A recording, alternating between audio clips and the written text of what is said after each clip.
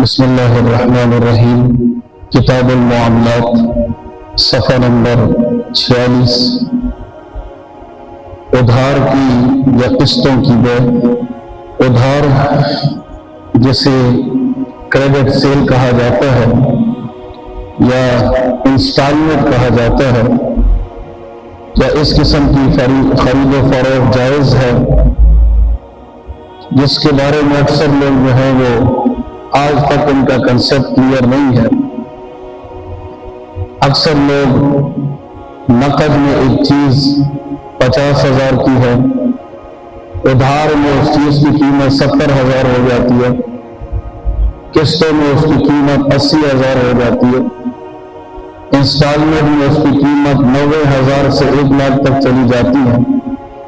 تو ہمارے ہاں کچھ مسلمان بھائیوں کا یہ مغالطہ ہوتا ہے کہ شاید یہ بھی سود ہے، تو یہ کوئی سود نہیں ہے، ٹھیک ہے۔ ادھار تو ادھار ہے، لیکن اگر ایک چیز نقد میں اس کی ایک قیمت ہے اور کچھ ٹائم کے بعد اگر قسطوں پر اس کی قیمت بڑھ جاتی ہے تو اس کو سود نہیں کہا جا سکتا، کیونکہ یہاں اگر آپ نے قیمت بڑھائی ہے تو وہ چیز ہی کی بڑھائی ہے، وقت جو ہے وہ اس کے تابع ہے۔ اس کی مثال اس طرح آپ سمجھیں، اس طرح ہمارے ہاں بازار میں آپ دیکھتے ہیں ایک ہی چیز ہے، جب اس کو تھوک پر بیچا جاتا ہے تو تھوک پر وہ چیز 100 روپے کی ہوتی ہے، دکانداروں کو وہ چیز الگ ریٹ میں دی جاتی ہے، لیکن جب وہی چیز کسٹمر کو دی جاتی ہے تو وہ 100 کی چیز پر کسٹمر کو 115 کی دی جاتی ہے، لیکن چیز وہی ہے۔ اگر آپ کسی بھی دکاندار کے پاس چلے جائیں کہ حضرت میں خود دکاندار ہوں، میری خود اپنی دکان ہے، میں خود مارکیٹنگ کرتا ہوں، تو وہ کہتا ہے ٹھیک ہے یہ چیز آپ لے لیں، آپ کے لیے یہ چیز 85 روپے کی لگے گی، لیکن جب بیچیے گا تو 120 کی، تاکہ ہماری مارکیٹ خراب نہ ہو جائے، ٹھیک ہے۔ تو جس طرح ڈیلی بیس پر آپ یہ کام کرتے ہیں، اس طرح ادھار کا یہ معاملہ بھی جائز ہے۔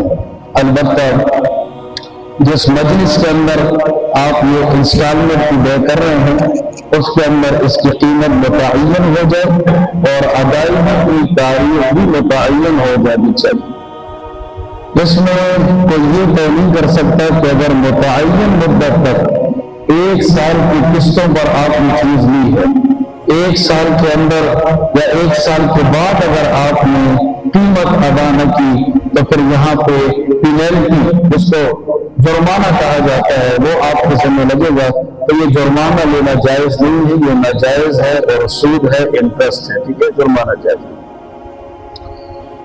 یہاں پر میں نے بڑی پیاری مثال دی ہے کہ ماشاءاللہ اگر ایک چیز ہے، مثال یہ چیز ہے، آپ اسے کہتے ہیں نقد میں لے کر جائیں گے تو 1000 کی، اگر آپ اس دسمبر تک اس کی قسطیں ادا کرتے ہیں تو اس کی قیمت 1200 ہے، اور اگر آپ 2027 کے دسمبر تک کرتے ہیں تو اس کی قیمت 2000 ہے۔ اب آپ کی مرضی ہے آپ کون سا عقد کرنا چاہتے ہیں، کلیئر کر لیں، وہ آپ کو بتا دے گا کہ یار اس سال تو میری گنجائش نہیں بنتی، میں 2 سالوں میں اس کی پیمنٹ کروں گا، ٹھیک ہے۔ بس گویا کہ میرا اور آپ کا معاملہ یہ ہو گیا کہ اس کی قیمت 2000 روپے متعین ہو گئی۔ کیا ہو گئی؟ اب یہ 2000 روپے میں 2027 کے دسمبر تک دوں گا تب بھی 2000 دوں گا، اگر اس سے پہلے آج میرے پاس کہیں سے پیسے آ گئے پھر بھی میں آپ کو دوں گا تو 2000 ہی دوں گا، اور اگر 2027 کے بعد 2028 میں دوں گا تو وہ بھی کتنے دوں گا، 2000 ہی دوں گا۔ گویا کہ اس چیز کی قیمت 2000 لگ گئی ہے، یہ ذہن میں رکھیے گا۔ کوئی مہینہ پہلے آگے اس سے ریٹ کے اوپر کوئی فرق نہیں پڑتا۔ ہاں یہ میری چیز ہے، میں نے بیچی ہے، میں یہ کر سکتا ہوں، آپ نے دسمبر 2027 تک کہا تو ماشاءاللہ اگلے مہینے آپ لا کر مجھے پیسے دیتے ہیں تو میں آپ سے کہہ دیتا ہوں کہ 2000 بنتے ہیں، کوئی مسئلہ نہیں، آپ 1800 دے دیں، کیا دے دیں؟ تو میں نے اپنا حق خود چھوڑا ہے، میں نے 200 روپے آپ کے لیے چھوڑے، لیکن حقیقت یہی ہے کہ اس کی قیمت 2000 ہے، چاہے 2 دنوں میں پیمنٹ کریں یا 2 سالوں کے اندر آپ کریں۔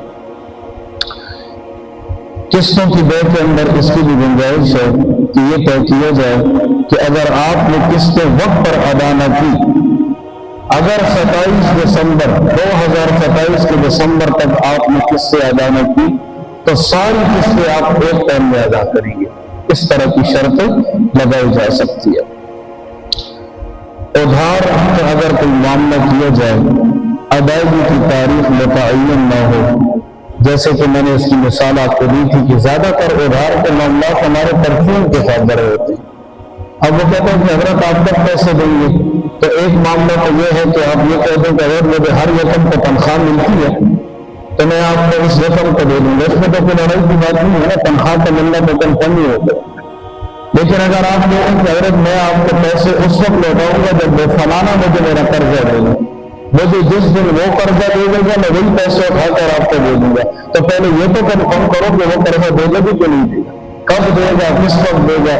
یہ جہالت ہے، یہ چیز متعین نہیں ہے. اس قسم کا معاملہ کرنا جو آگے جا کر لڑائی کا، شر کا اور فساد کا سبب بنے، تو کریڈٹ کی جو یہ بے ہے، یہ خرید و فروخت شریعت میں جائز نہیں ہے. اختیارات، آپشنز کا بیان. صفحہ نمبر 47 سے ایک بڑی قیمتی بحث شروع ہو رہی ہے جس کو کہا جاتا ہے سیلز آپشنز، یا آپشن سیل بھی کہا جاتا ہے، کہ آپ کوئی چیز بیچتے ہیں یا خریدتے ہیں لیکن ساتھ ساتھ میں شریعت میں کچھ آپشنز آپ کو دیے ہیں، کچھ اختیارات آپ کو دیے ہیں، کچھ اتھارٹیز آپ کے پاس موجود ہیں. انہی اختیارات کا ہم ذکر کریں گے. اس میں سب سے پہلا اختیار ہے، اسے کہا جاتا ہے خیار شرط. کہتے ہیں میرے خیال میں اگر یہ پنکھے بند کر کے تھوڑا ہم سکون سے بات کر لیں گے، بند کریں تاکہ سکون سے دو مسئلے سمجھ جائیں. معاملات کی یہ بحث اتنی آسان نہیں ہے. جی، خیار شرط، خیار کہتے ہیں اختیار کو، اختیار کہتے ہیں آپشنز کو، آپشن کہتے ہیں اتھارٹی کو. انگلش میں اس کو کہا جاتا ہے آپشن کنڈیشن. سودا دو بندوں کا آپس میں ہو رہا ہے، خریدنے والا یا بیچنے والا یہ شرط لگا دیتا ہے کہ معاملہ تو ہم کر رہے ہیں لیکن مجھے درمیان میں 3 دن کا، 5 دن کا، 10 دن کا ذرا اختیار دیں. بات میں 3 دن کے بعد یا ہفتے کے بعد، 10 دن کے بعد کنفرم کروں گا، لیکن آپ مجھے ذرا درمیان میں 1 ہفتے کا گیپ دے دیں. باقی انشاءاللہ میری طرف سے کوئی پریشانی نہیں ہے، لیکن میں نے کچھ اور مشورہ کرنا ہے. جو زمین میں آپ سے خرید رہا ہوں، ذرا اس کے حوالے سے کچھ اور دوستوں سے میری مشاورت ہے. میں ذرا یہ جو سوسائٹی ہے اس کے بارے میں کنفرمیشن کر لوں. اس کے بعد انشاءاللہ اگر آپ کی زمین کسی قسم کی اس میں پریشانی نہ ہوئی، کوئی سرکاری مسئلہ نہ ہوا، کوئی اور انتقالات یا شاملات کا مسئلہ نہ ہوا، تو 1 ہفتے کے بعد انشاءاللہ ہم بات کیا کر لیں گے، فائنل کر لیں گے.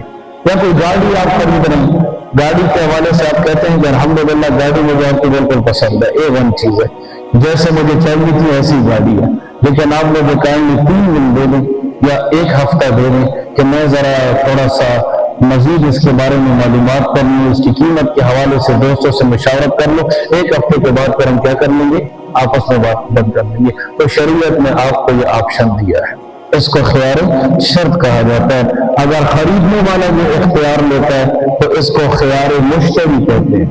اور اگر بیچنے والا کہتا ہے کہ ٹھیک ہے حضرت آپ میری یہ گاڑی لے جائیں، اچانک آپ کو بڑی پسند آتی ہے. بعض اوقات ایسا بھی ہوتا ہے گاڑی آپ کی ہوتی ہے، بڑی اچھی گاڑی ہوتی ہے، اچانک کسی دوست کو اچھی لگ جاتی ہے، کہتے ہیں بتا گاڑی میں نے اس خرچ سے. اب وہ کہتے ہیں کہ ٹھیک ہے جی میں تمہارے ساتھ کیا بحث کروں گا، آپ لے جاؤ، لیکن میں ذرا 1 ہفتہ سوچوں گا، ابھی تک میں آپ کے ساتھ کنفرم نہیں بن سکتا.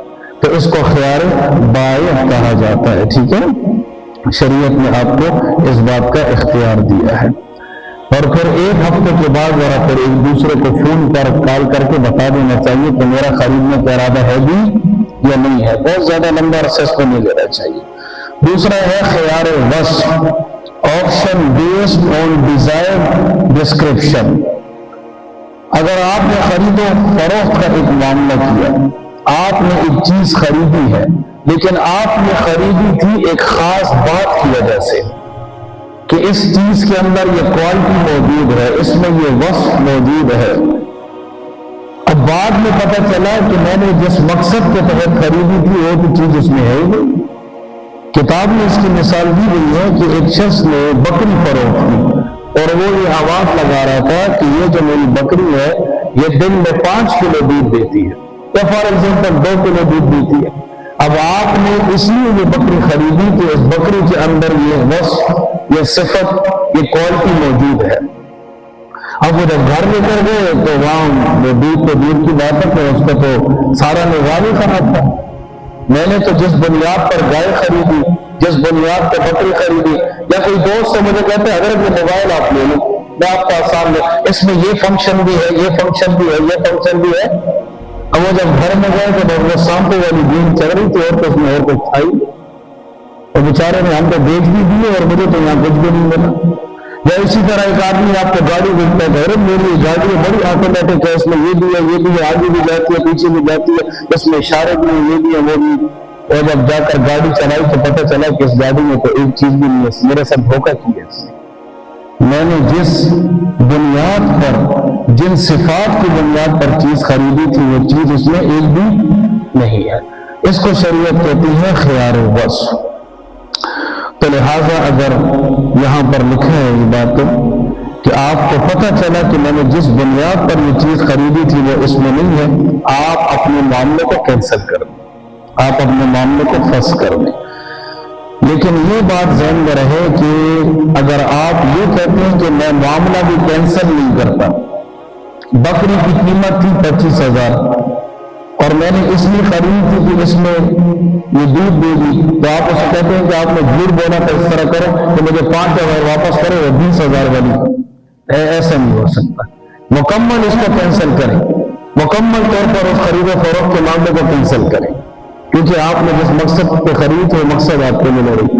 اور یا تو پھر اسی گاڑی کو، اسی بکری کو اسی کنڈیشن میں اپنے پاس رکھیں اور استعمال کرتے رہیں.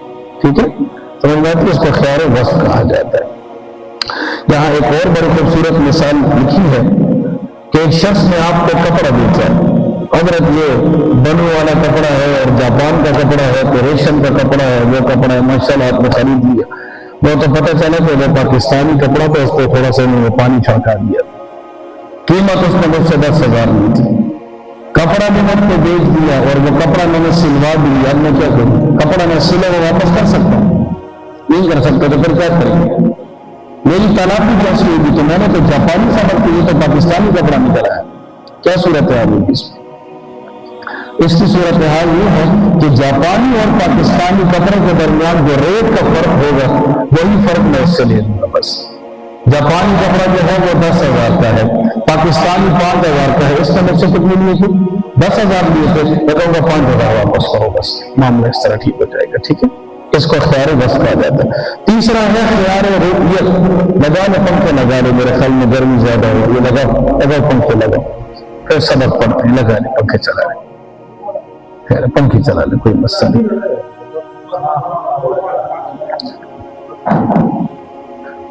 تیسرا ہے خیار رؤیت. خیار رؤیت کہتے ہیں option based on sighting. Sight کہتے ہیں کسی چیز کو دیکھنا.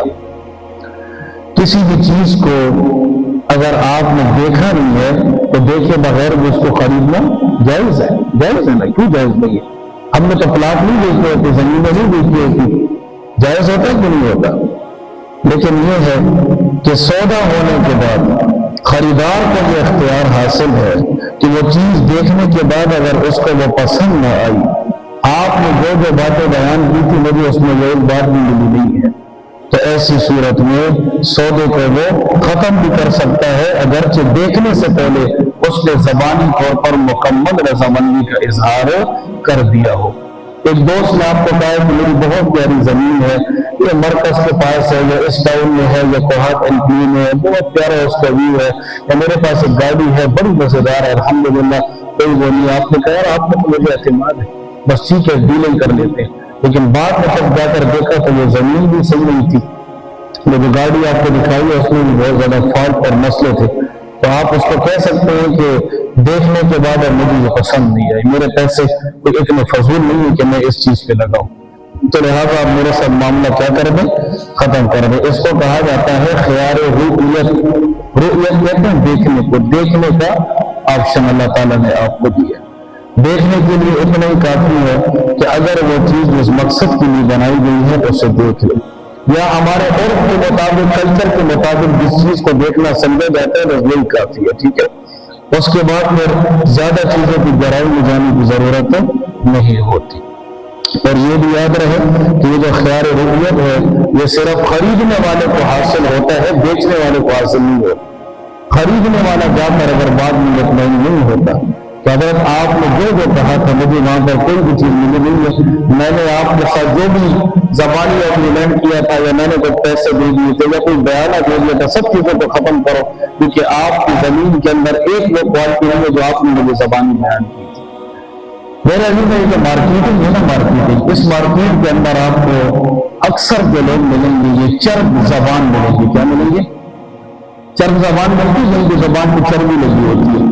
ऐसे माशाल्लाह वो जो है ना भेड़ियों को भी शेर बना के पेश करते हैं, क्या कुछ वो बना के इतनी सिफात बयान करते हैं, इतना मुबालगा इसमें करते हैं, जब हकीकत में आप देखेंगे तो ऐसा कुछ भी नहीं होता।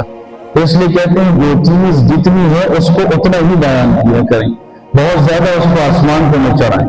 खरीदने वाले को तो इतना कन्विंस कर दिया कि वो बेचारे में जाकर देखा तो वहां कुछ भी नहीं था। तो लिहाजा किसी की बातों से फौरन मुतासर नहीं होना चाहिए। तब शरीयत ने आपको ऑप्शन दिया है, हम ये सबक इसीलिए पढ़ रहे हैं ताकि आप उसको कहें कि हजरत ठीक है मैं आपकी बात मानता हूं कि गाड़ी इस तरह जमीन इस तरह, लेकिन मुझे शरीयत ने इख्तियार दिया है अगर उसमें कोई ऐब निकल आया, मुझे वो चीज पसंद ना आई तो मैं तुम्हारी चीज मुकम्मल वापस करूंगा, ये इख्तियार में यूज करूंगा। ठीक है, आप अपना ऑप्शन क्या कर सकते हैं? यूज कर सकते हैं, शरीयत ने आपको दिया। लेकिन अगर मैं और आप बूंदों की तरह खड़े रहे ना, फिर लांचा किसको करेंगे? जिरगे वाले क्या कहेंगे? वो कहेंगे हजरत दौस माना तहसील वाली हुक्म को चुपचाप पी ला रहे हो, इसमें तो कोई इख्तियार ही नहीं है, जैसे तो कोई ऐसी बात ही नहीं गई थी, तो फिर क्यों उसने उस वक्त मेरे साथ एग्रीमेंट किया था? उस टाइम उसका दिमाग काम नहीं करता था। तो इसलिए शरीयत हमें ये कहती है थोड़ा सा जाग जाए, थोड़ा सा अकल खोले, किसी के साथ मामला करें उसको साफ करने के मैं आपके ऊपर टेस्ट करता हूँ, मुझे आपकी जबान पर भी एतमाद है, लेकिन जब तक मैं उस चीज को अपनी आंखों से खुद न देख लूं या मैं अपने किसी वकील को न दिखवा दूं तब तक मेरी तरफ से बात जाने न समझे। ठीक है, अल्लाह ताला ने आपको इख्तियार दिया है, चाहे वो देखने का हो या ख्यार शर्त हो या ख्यार वस्फ हो, आप कोई भी इख्तियार और ऑप्शन इस्तेमाल कर सकते हैं। चौथा जो है वो है ख्यार ऐब। इसे कहा जाता है option based on defect in आउटसोल्ड। Defect कहते हैं किसी चीज के अंदर कोई ऐब निकल आए, कोई ना कोई कमी निकल आए। हर बेचने वाले की ये जिम्मेदारी है, बाय जिसको कहा जाता है, कि वो किसी भी मुश्तरी को, खरीदने वाले को कोई भी चीज दे, ये हर बेचने वाले की जिम्मेदारी है। यहां ये नहीं कहा ये मुसलमान की जिम्मेदारी है, क्या कहा? यहाँ मुसलमान की बात नहीं, ये हर इंसान की जिम्मेदारी है कि आप जो भी चीज किसी को बेच रहे हैं उसमें किसी किस्म का ऐब नहीं होना चाहिए। तकरीबन ये इस मसले को रब ने बैठाया है, अक्सर यही मसाइल मेरे पास आते हैं कि आप जरा इस हाट में और केपीके में गाड़ी तो खरीद कर दिखाएंगे। जो मेरे जितने दोस्त हैं ये बार्गेनिंग का काम करते हैं, कहने लगे कारी साहब हमारे दिल चोट होगी, यहाँ पर गाड़ी एक दिखाते हैं, जब खरीदने जाते हैं तो कुछ और होता है, ऐसे उसको डेंट पेंट किया होता है और 3 दफा एक्सीडेंट की मारी होती है, बताती भी नहीं है कि नहीं है? गलत क्या है कि नहीं? कि हमारे दोस्तों में गाड़ियों वाले तो बता देते हैं कि गाड़ियों में ये मसला। अच्छा एक घर है, घर के बारे में भी आपको नहीं बताएंगे कि क्या है क्या नहीं है, या आप और कोई चीज नहीं है तो वो चीजें भी नहीं बताएंगे कि चीज है। ये मोबाइल मुझसे 3 मरतबा गिरा, ये थर्मास मुझसे 3 मरतबा गिर के टूटा, ये नहीं बताएंगे। ऐसी एल्फी लगा देंगे तो माशाल्लाह फरिश्तों को भी नहीं पता चलेगा कि टूटा कहां से था, है कि नहीं? एक मुसलमान की नहीं, हर इंसान की ये जिम्मेदारी है कि वो किसी को नुकसान न करे। जो चीज आप बेच रहे हैं आप अगले को बताएं हजरत ये चीज के अंदर ये कमी। अब आपकी मर्जी, आप खरीदते नहीं खरीदते, इंशाल्लाह आपकी दयानतदारी के बदौलत अल्लाह ताला उसके दिल में डालेगा, अल्लाह ताला उसके दिल में डालेगा। ताहम अगर बेची जाने वाली चीज के अंदर कोई ऐब हो, कोई डिफेक्ट हो, कोई डिफॉल्ट हो, तो बायक को चाहिए, बेचने वाले को चाहिए कि वो मुश्तरी को خرید و فروخت کے وقت اس عیب کے بارے میں کھل کر بتلا دے. کیا مطلب؟ کھل کر بتلا دے. بتلانے کے باوجود اگر مشتری خرید لے تو پھر بے درست ہے. اس کی کچھ اور مثالیں نہیں، ابھی میں سب سے پوچھنے کی مثال وہ کوئی مثال میں ہمارے معاشرے میں. Good, very good. دیکھیں یہ دپتی پی نہیں رہا، یہ صرف دیکھ رہے تو اس پہ علم کھل گیا ماشاء اللہ. قریب بیٹھنے سے علم کھلتا ہے ماشاء اللہ. جی اور ٹھیک ہے، آپ نے بتایا تھا اس کو، پھر بھی اس نے کہا کہ ٹھیک ہے ماشاء اللہ. نشا صاحب آپ اپنی پھر کی کوئی مثال دیں. کیسے بتاتے ہیں آپ اپنے کسٹمر کو کہ جی اس کے اندر یہ مسئلہ ہے؟ کھل کے بتاتے ہیں یا پھر ان چیزوں کو راز میں رکھا جاتا ہے؟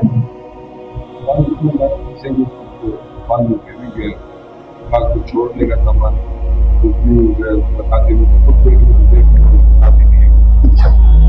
بتاتے کیوں نہیں ہے؟ نہ بتانے کی وجہ کیا ہوتی ہے؟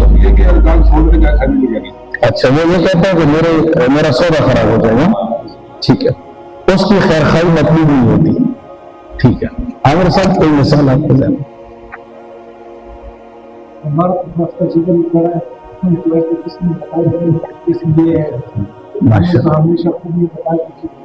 اچھا، مطلب آپ بھی ڈسے ہوئے ہیں. اللہ ماشاء اللہ.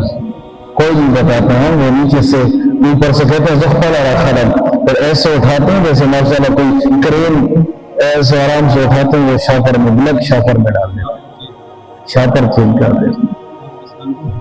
اللہ جی. ارسلان امیر صاحب کوئی جنات کی مثال دینے ذرا. جی جی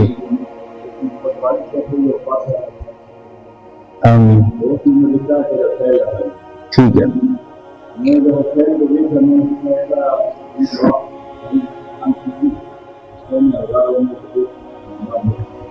جی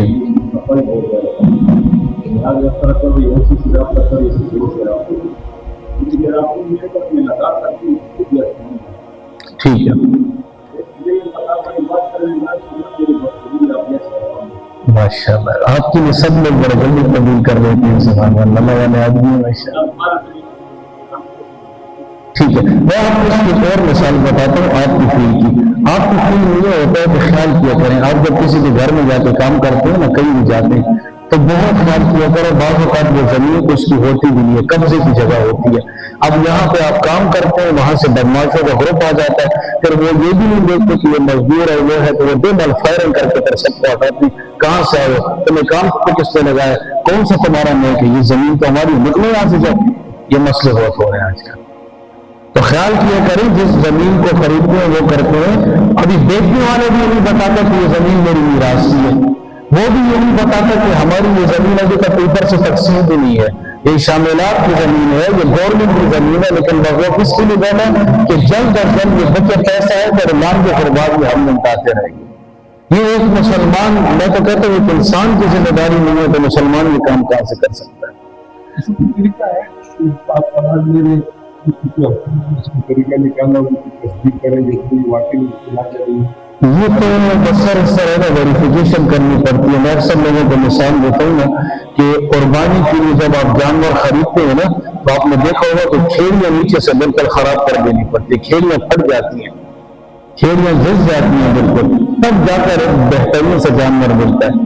تو ہمارے یہاں پر کوئی بھی چیز کنفرم کرنے کے لیے کہ واقعتاً یہ دانت اس کے اوریجنل ہے یا سمجھ بون سے لگی ہوئی ہے، یہ چمڑا اس کا صحیح ہے کہ نہیں، یہ جو جتنی بھی زمین بیچی جا رہی ہے یہ اوپر کوئی اس میں کوئی مسئلہ تو نہیں ہے، تو اس کے لیے پھر ذرا دفتروں کے چکر، پٹوار کے چکر، آگے پیچھے، وہاں سے جب کچھ کلیئر ہو جائے ذرا آگے پیچھے آگے یہ بس دوڑنا پڑتا ہے، پھر جا کے پتہ چلتا ہے. سمجھ میں جی جی. لیکن دکان والے اس کو نہیں چھوڑے گا. کیوں؟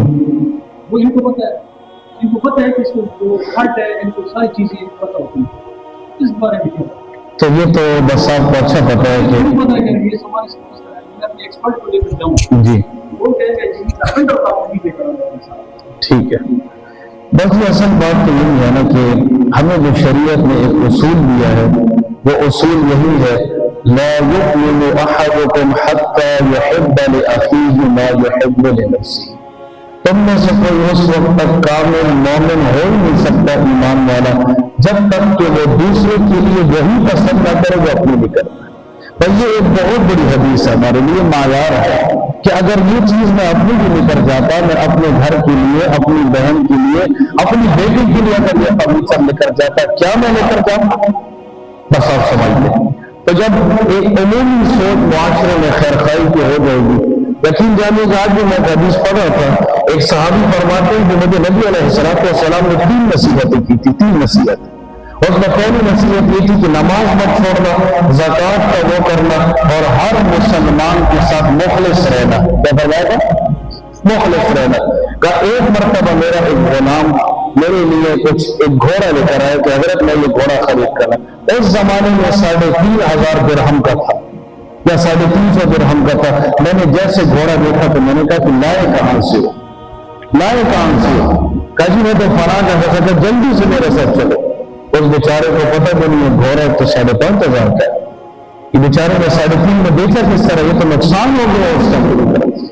حضرت فوراً گئے اور 2,500 روپئے اس کے اوپر ادا کیے اور کہا کہ حضرت مجھے اخلاص کا حکم دیا کہ میں نہیں چاہتا کہ آپ کو چیز کا ریٹ نہیں پتا اور آپ کا نقصان ہو جائے۔ تو ہم تو اسلام کی بات کرتے ہیں، ہم ایمان کی بات کرتے ہیں، باقی سوسائٹی میں جو ہے سوسائٹی کا کام ہمارے لیے حجت نہیں ہے۔ شروع میں تکلیفیں آتی ہیں اور یہ سب یاد رکھیے گا، دین پر چلنے میں تکلیفیں بہت آتی ہیں، سب آپ کو چھوڑ دیں گے، لیکن یاد رکھیے گا کہ وہ غیرت والی ذات ہے، جب وہ غیرت میں آئے گی نا پھر انشاءاللہ سب دیوالیاں ہوں گے اور ایک آپ بھی عاشقوں کی طرح آپ کا کاروبار اوپر ہوگا۔ یاد رکھیے گا مارکیٹ میں 1 نمبر آدمی مل نہیں رہا، آج کل سب سے بڑا مسئلہ یہ ہے۔ تو خلاصہ یہ ہے کہ اگر بیچی جانے والی چیز کے اندر کوئی عیب ہو تو بائع کو چاہیے کہ وہ مشتری کو اس عیب کے بارے میں بتلا دے، کھل کر اس نے بتلا دیا پھر بھی مشتری خرید لیتا ہے تو یہ معاملہ درست ہے۔ لیکن اگر بائع نے عیب نہیں بتلایا، فالٹ نہیں بتلایا، ڈیفیکٹ اس کا نہیں بتلایا، مشتری کو اس نے وہ چیز فروخت کر دی، اس نے بہت گناہ کا کام کیا ہے، بہت بڑے گناہ کا کام کیا ہے۔ ایک حدیث میں آتا ہے نبی علیہ السلام ارشاد فرماتے ہیں من باع عیبا، کسی نے کوئی ایسی چیز بیچی ہے عیبن کہ اس کے اندر عیب تھا، لم یبینہ، اس نے عیب بیچنے والے کو بیان نہیں کیا، لم یزل فی مقت اللہ، مسلسل یہ آدمی اللہ کی ناراضگی میں رہتا ہے، وَلَمْ تَزَلْ الْمَلَائِكَةُ تَلْعَنُهُ، اور مسلسل فرشتے اس پر اور اس کے کاروبار پر لعنت بھیجتے رہتے ہیں۔ یعنی جب اللہ مجھ سے خفا ہے، فرشتوں کی لعنت ہے، میرے برکت کہاں سے ہے؟ برکت آ سکتی ہے؟ حدیث آپ کے بالکل سامنے ہے، بلکہ نبی علیہ السلام نے تو یہاں تک فرما دیا من غش، میرا جو امتی دھوکہ دیتا ہے، کہ دھوکہ دیتا ہے فلیس منا، وہ ہم میں سے ہے ہی نہیں، وہ میرا امت ہی نہیں ہے۔ تو ارے بھائی ہم تو اسی لیے جی رہے ہیں کہ نبی علیہ السلام کے امتی ہونے کا ہمیں احساس ہے۔ اچھا ایک معاملے کی صورت یہ ہے کہ آپ اگلے کو کہہ دیتے ہیں یہ چیز آپ کے سامنے ہے، چیز بالکل کھڑی ہے، as is where is, English میں کہتے ہیں ایز از ویئر از، یہ چیز آپ کے سامنے ہے، وہ چلا ہوا موٹر سائیکل کا وہ بڑا ہوا جو کچھ ہے بس اس کی یہ قیمت ہے، اب آپ کی مرضی ہے آپ لیتے نہیں لیتے آپ کے سامنے۔ اگر وہ کہتے ہیں بالکل میں نے چیز دیکھی ہے میں اس پہ مطمئن ہوں تو ایسے صورت میں یہ خرید و فروخت کا معاملہ بالکل ٹھیک ہے۔ اگر آپ اس کو نہیں بھی بتاتے جس طرح آپ نے کہا خود کا بتائیں ٹھیک ہے، آپ عیب نہیں بتاتے، آپ اس کو یہ کہہ سکتے ہیں کہ یہ چیز جیسی ہے آپ کے سامنے ہے، آپ خود دیکھیں گہرائی کے ساتھ دیکھیں، اس کے بعد اگر آپ کا دل مانتا ہے تو آپ خرید لیں اور اگر آپ کا دل نہیں مانتا ہے تو آپ اس کو چھوڑ دیں، ٹھیک ہے نا۔ یہ ابھی جو نیچے والے ورکر ہیں ان کے لیے ایک راستہ اس میں نکل جاتا ہے۔ تو خلاصہ یہ ہے کہ خیار عیب کے ساتھ اگر مشتری کو پتہ ہے کہ اس موٹر سائیکل میں اس گاڑی میں یہ عیب ہے اور اس عیب کے باوجود بھی لینا وہ چاہتا ہے تو وہ پوری قیمت ادا کر کے لے گا، ورنہ اس چیز کو واپس کر دے گا۔ البتہ اگر بیچنے والا اس کو اپنی طرف سے اس عیب کی وجہ سے کوئی رقم ادا کر دے یا کچھ پیسے معاف کریں تو یہ جائز ہے۔ مثلا چیز تھی 1 لاکھ کی، आपको अच्छा पता था कि 1 लाख की चीज है, उसमें 10-15 हजार का क्या है मसला है, उसमें 1 लाख आप खरीदिए, फिर आपने कहा कि हजरत मेरा ज़मीर नहीं मानता, ये 20 लाख आप 20,000 वापस ले लें। मुझे पता है कि इसमें ऐब है, इसमें ये मसला है, इसमें एक मसला आया हुआ है, ये 20,000 आप रखने, बस 80,000 मेरे लिए काफी। अल्लाह ताला आपको भी बरकत नसीब फरमाए, हमें भी, और आप और ज़रात को भी अल्लाह ताला सरसब्ज़ व शादाब रखिए। Thank you so much. दुआ कीजिएगा, अल्लाहुम्मा इन्नी अला ज़िक्रिका व शुक्रिका व हुस्नि इबादतिक व रहमतिक।